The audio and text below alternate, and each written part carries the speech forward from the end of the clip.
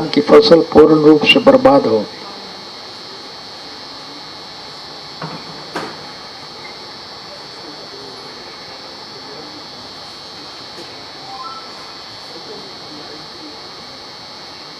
मैं अभी फ्लडज़दा इलाके में घूम के आया हूं।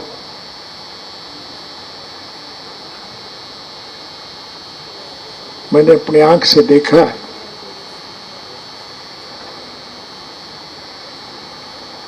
कि फ्लड की वजह से बड़ा भारी नुकसान हुआ है। न सिर्फ फसल बर्बाद हुई,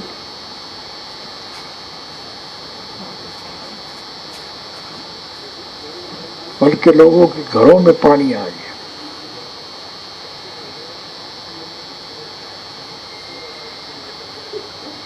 घर का सारा सामान पानी में बह गया।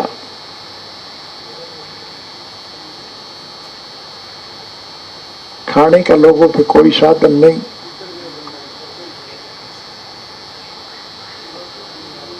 खाना खरीदने के लिए पैसा नहीं, वो भी डूब गया।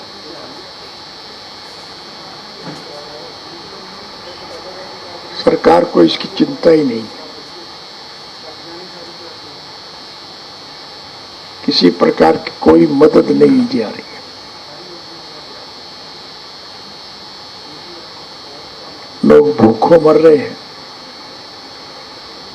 मकान भी गिर गए।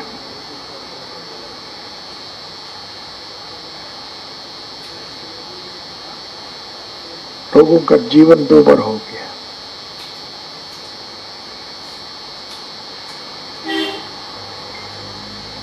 मैं सारी और बात का जिक्र करने के बजाय आपसे एक निवेदन करूंगा कि आपको जब कभी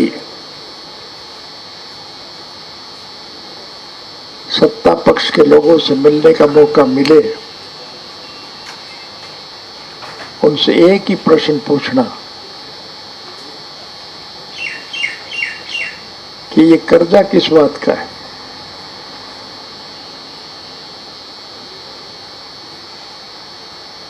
विकास के नाम पर इस सरकार ने कहीं एक ईंट नहीं लगाई।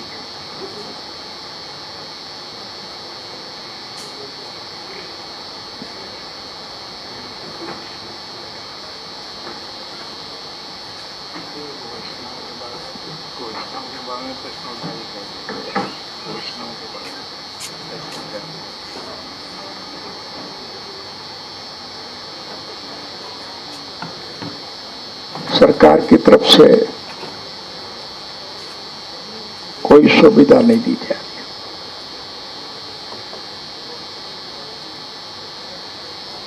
लोगों के खाने के लिए अन्न नहीं है।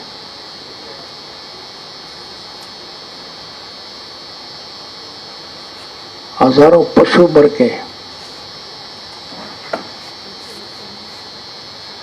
सरकार को इसकी कोई चिंता नहीं।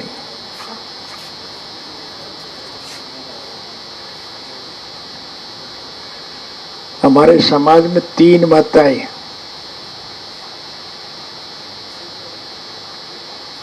एक वो माता जो हमें जन्म देती है,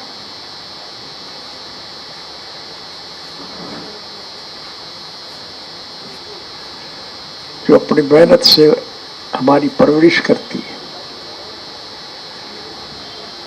दूसरी धरती माता है,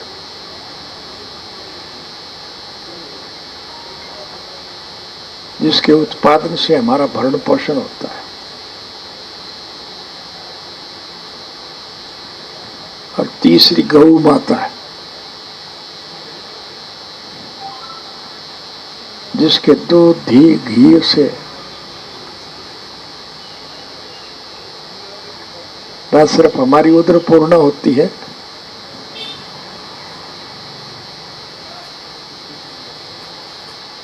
बल्कि हम वरिष्ठ होते हैं।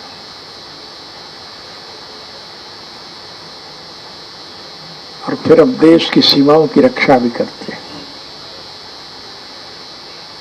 आज तीनों माताओं की बहुत बुरी हालत है।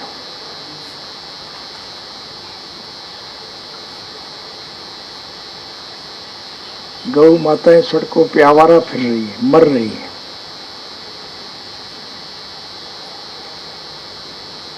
सरकार की तरफ से कोई प्रबंध नहीं। लोग अपने लेवल पर अगर गौशालाएं बनाते हैं,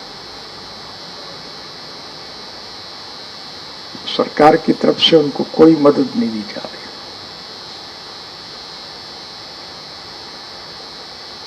इस साल बाढ़ की वजह से हजारों पशु मरे हैं।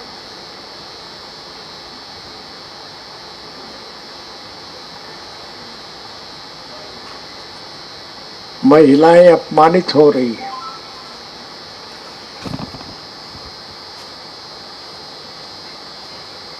किस किस किस्से का जिक्र करें।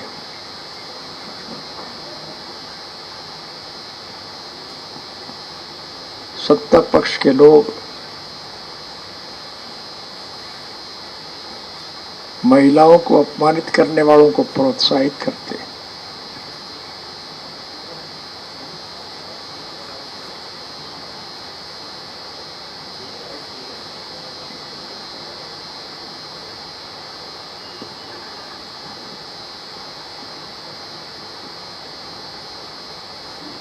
संक्षिप्त में अगर हम देखें तो देश की हालत बहुत दयनीय है।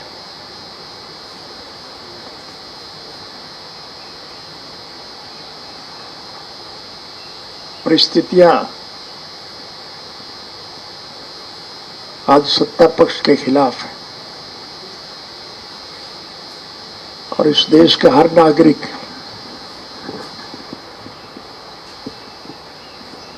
हर राजनीतिक पार्टी के लोग इस बात को मान के चलते हैं कि इन विकट परिस्थितियों से अगर कोई देश का भला कर सकता है तो केवल मात्र इंडियन नेशनल लोकदल पार्टी ही एक ऐसी पार्टी है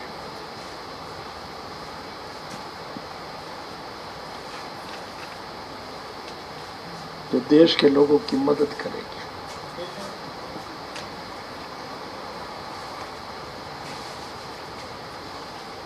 अतीत में झांक करके हम देखें, जब कभी देश पर किसी प्रकार की कोई मुसीबत आई,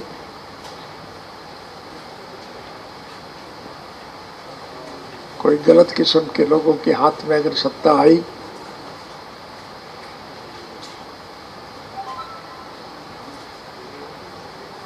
तो स्वर्गीय चौधरी देवीलाल जी के नेतृत्व में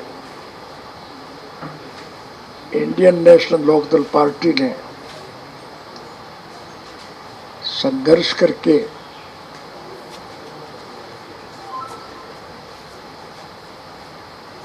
अच्छी सरकारों का गठन किया।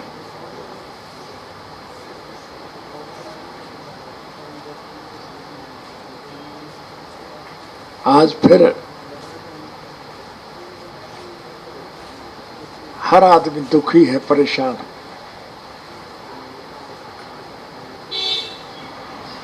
सरकार नाम की कोई चीज नहीं।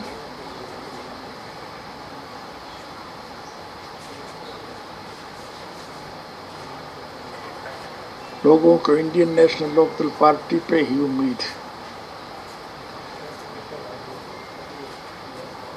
हमारी सभाओं में, मंच पर विभिन्न राजनीतिक पार्टियों के अग्रणी नेता बैठे हुए दिखाई देते हैं।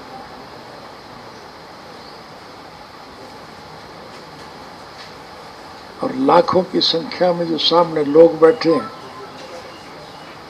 उन्हें देख करके उनको हौसला मिलता है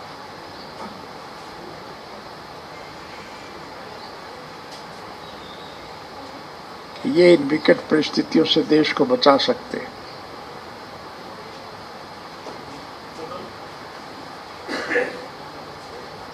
निश्चित रूप से परिस्थितियां बदलेंगी और लोगों की इच्छाओं के मुताबिक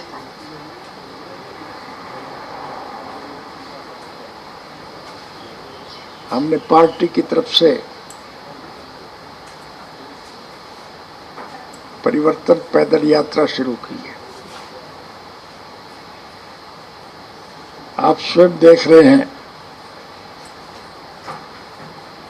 कि उस यात्रा को कितना सहयोग और समर्थन मिल रहा है। जिस गांव में से हमारी यात्रा निकलती है वो समूचा गांव आगे के लिए हमारे साथ चल पड़े।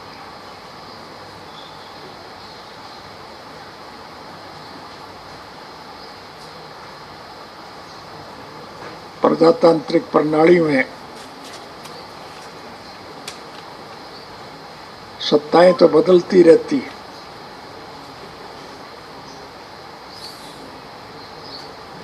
लेकिन नीतियां नहीं बदलती।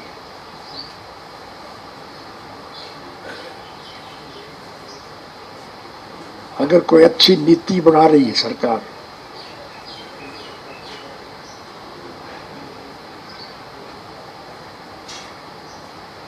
तो उसका बल मिले ऐसे लोगों की धारणा है।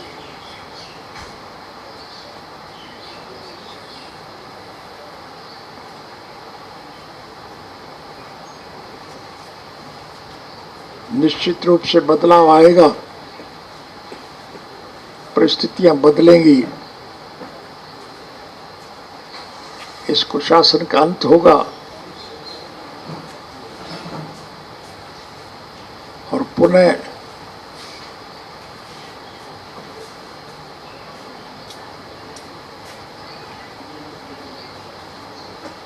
एक अच्छी सरकार का गठन होगा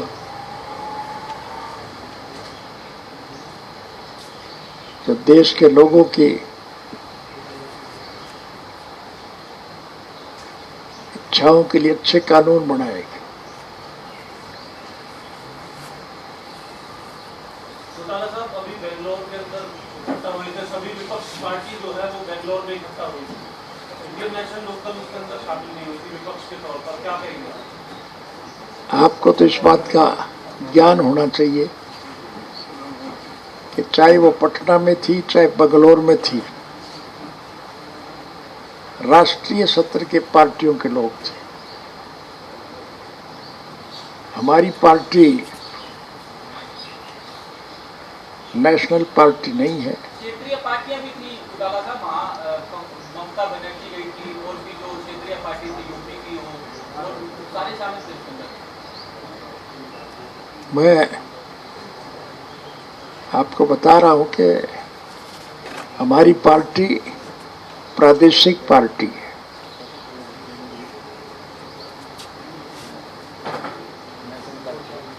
हम ये जरूर चाहेंगे कि सभी लोग उसमें इकट्ठे हों,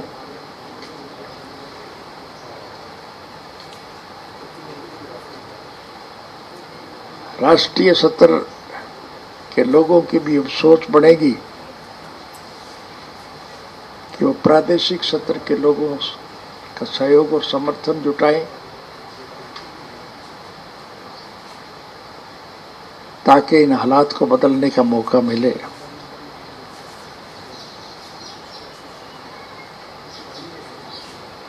हम अपने स्तर पर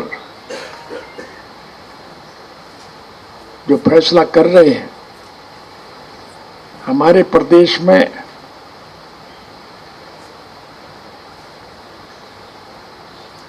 आज मैं नहीं कह रहा, आज तो हरियाणा प्रदेश की दीवार पे एक बात लिखी जा चुकी है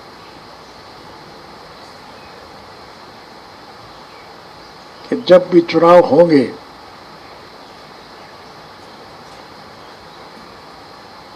परिवर्तन आएगा। प्रादेशिक सत्र पर नहीं, राष्ट्रीय सत्र पर भी सत्ताएं बदली जाएंगी।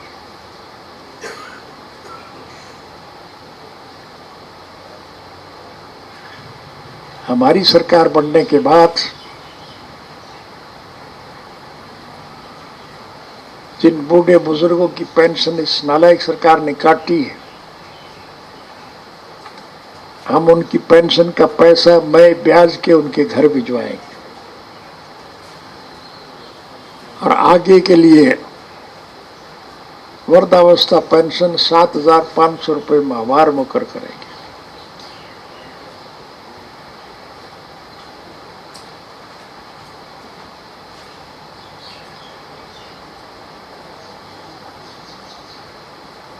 आज इस बढ़ती हुई महंगाई की वजह से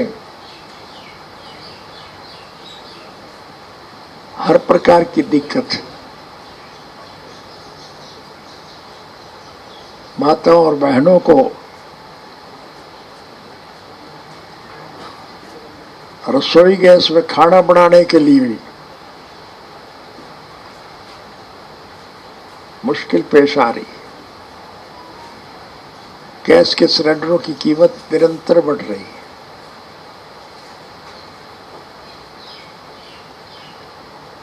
हमारी सरकार बनने के बाद हम हर घर में एक गैस का सिलेंडर और 1100 रुपये माहवार भिजवाएंगे।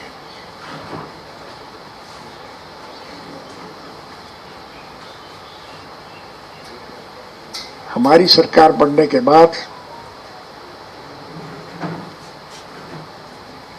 हम हर बच्चे को निःशुल्क शिक्षा देंगे।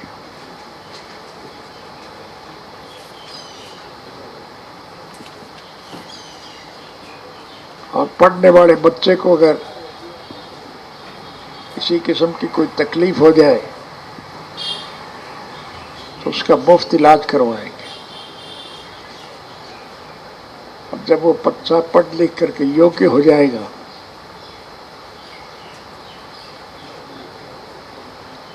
तो उसकी योग्यता के मुताबिक हम उसको नौकरी और रोजगार देंगे। और जब तक उसको नौकरी नहीं मिलेगी बेरोजगारी का भत्ता 21,000 रुपये माहवार उसको देंगे। हम ये नहीं देखेंगे कि ये बच्चा किस जाति का है।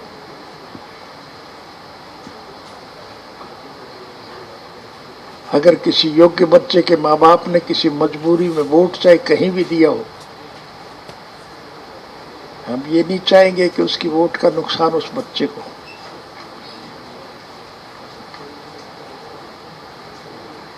हमारी सोच होगी कि उनको ज्यादा से ज्यादा सुविधा मिले। आज जो बिजली और पानी की कमी है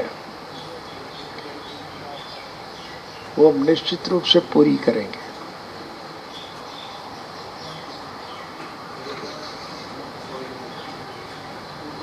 अगर इस पर पहले से तवज्जो दी जाती हो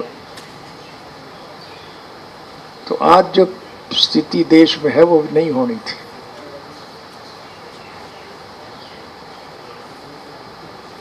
इन दोनों सरकारों ने अपने वक्त में विकास के कोई काम नहीं किए, पैसा कमाने पर लगे रहे।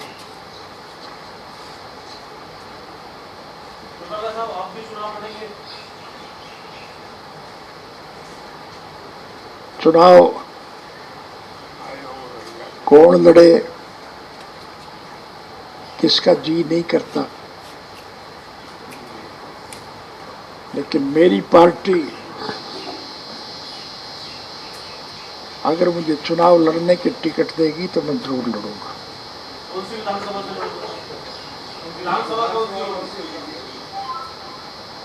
ये मैंने बताया कि ये मेरा काम नहीं है। ये मेरी पार्टी मेरी पार्टी तय करेगी कि किस व्यक्ति को किस क्षेत्र से चुनाव लड़ना।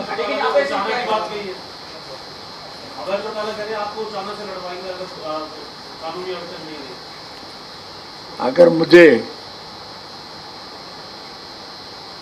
जनरल किसी भी हल्के से चुनाव लड़ने के लिए पार्टी कहेगी तो मैं जरूर लड़ूंगा। और आपसे अभी से निवेदन करूंगा कि अगर मैं चुनाव लड़ूं तो आप मेरी मदद करना करोगे।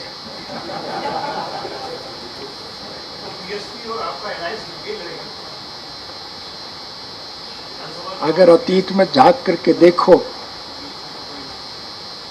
तो हमने पहले भी मुख्तलिफ पार्टियों से गठबंधन किए हैं। आज जिस बीजेपी की सरकार के खिलाफ हम लड़ाई लड़ रहे हैं, आपको ध्यान होगा कि केंद्र में भारतीय जनता पार्टी की सरकार थी और स्वर्गीय श्री अटल बिहारी वाजपेयी लोकसभा में बहुमत पूरा न होने की वजह से उनकी सरकार गिर गई थी। फिर जब चुनाव हुए तो हमारी पार्टी ने अनकंडीशनल उनका साथ दिया था। स्वर्गीय प्रधानमंत्री अटल बिहारी वाजपेयी जी ने कई मर्तबा हमें कहा कि आप मेरी सरकार में शामिल हो। हमने साफ लफ्जों में कहा, हम सत्ता के लिए नहीं, राष्ट्र के उज्जवल भविष्य के लिए आपके साथ हैं। हम आपको अनकंडीशनल मदद देंगे।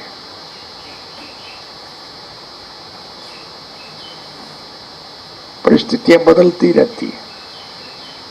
जिस बीजेपी का हमने अनकंडीशनल साथ दिया, आज उसी बीजेपी के खिलाफ हम चुनाव लड़ रहे हैं। ये भविष्य के गर्भ में है कि किस किस्म का गठबंधन होगा, कौन कौन किसके साथ रहेगा। ये ना आपका सब्जेक्ट है ना मेरा सब्जेक्ट है।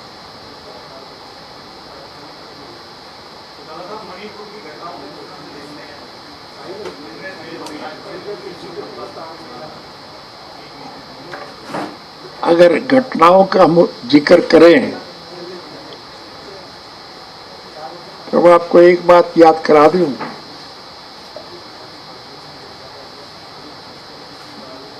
कि हमारी जब सरकार बनी थी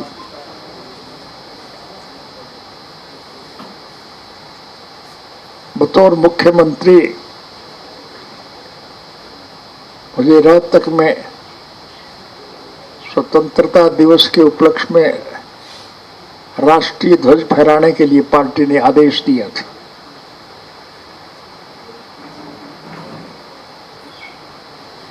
और मैं जब सभा को संबोधित कर रहा था, जो पढ़े लिखे युवक और कर्मचारी प्रदर्शन कर रहे थे, मैंने उनसे अपने भाषण में एक बात कही थी कि ये जो दीवारों पे लिखा हुआ है, कौन बढ़ेगा करोड़पति,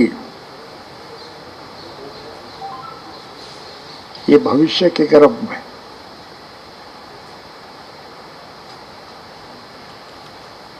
लेकिन मैं आपसे वायदा करके जा रहा हूं कि अगर हमारी पार्टी का कोई युवक अंतर्राष्ट्रीय स्तर पर होने वाले गेम्स में कोई मेडल लेकर के आएगा तो गोल्ड मेडल लेने वाले को 1 करोड़ रुपया, चांदी का मेडल लाने वाले को 50 लाख रुपया और सिल्वर मेडल लेने वाले को, कांस्य पदक विजेता को 25 लाख रुपया हम सरकार की तरफ से देंगे।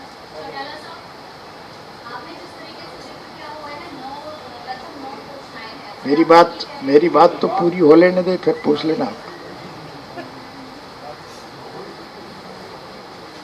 तो उस अंतर्राष्ट्रीय गेम्स में हरियाणा प्रदेश की एक लड़की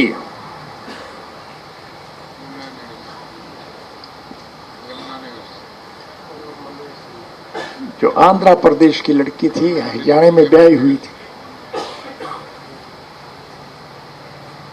वो कांस्य पदक जीत करके आई। हमने अपनी बात को पूरा करने के लिए उसे भारतवर्ष की जमीन पर पदार्पण करते ही 25 लाख रुपए का चेक उसको भेंट किया था। और फिर देश के दूसरे लोगों की तरफ से मदद मिलने के बाद न सिर्फ उस लड़की को सहूलियत मिली, बल्कि नई पीढ़ी के मन में एक उत्साह पैदा हुआ। उन्होंने खेल के मैदान में अग्रणी भूमिका निभाने के लिए निरंतर प्रयास किए और आज आप स्वयं देख रहे हैं कि समूचे विश्व के स्तर पर सबसे ज्यादा गोल्ड मेडल अगर कोई खिलाड़ी लेके आए हैं तो आपके प्रदेश के हैं, हरियाणा के। मुझे गर्व और फक्र है कि हमारी वजह से देश का सम्मान और गौरव बढ़ा है। लेकिन इससे ज्यादा शर्मनाक बात क्या होगी कि आज हमारे खिलाड़ियों को, जिनकी वजह से देश का सम्मान और गौरव बढ़ा है, सरकार की तरफ से अपमानित किया जा रहा है।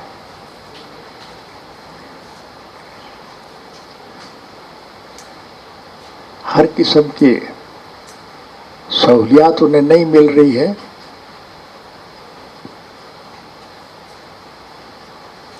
बल्कि उनको हर स्तर पर अपमानित किया जा रहा है।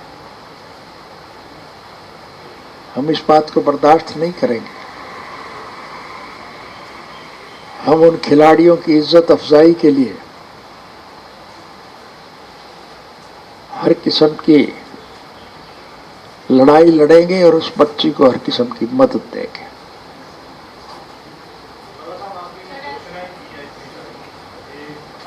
एक पहले वो लड़की कुछ कह रही है।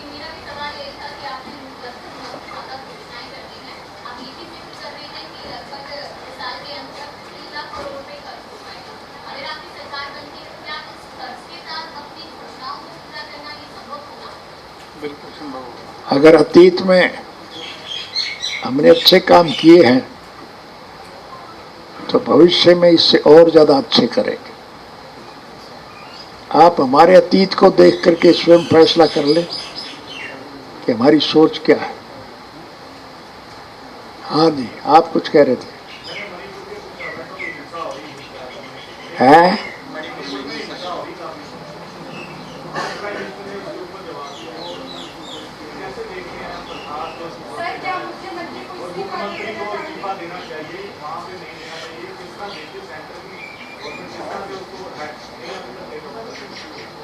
क्या कह रहे हैं?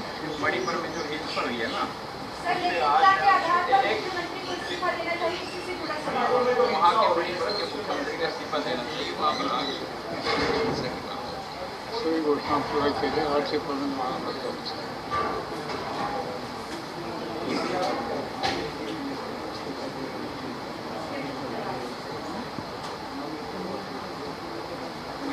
मैंने बताया कि हम तो हर मामले में देश के हर बाशिंदे को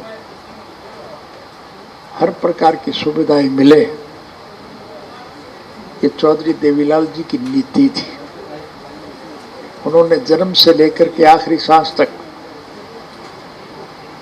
देश के लोगों की मूलभूत जरूरियात के लिए रोजी रोटी, कपड़ा, मकान, शिक्षा और स्वास्थ्य का प्रबंध सरकारी तरफ से हो, उसके लिए संघर्ष किया। आज वो हमारे बीच में नहीं है, लेकिन उनके स्वप्न साकार करने के हम पक्षधर हैं।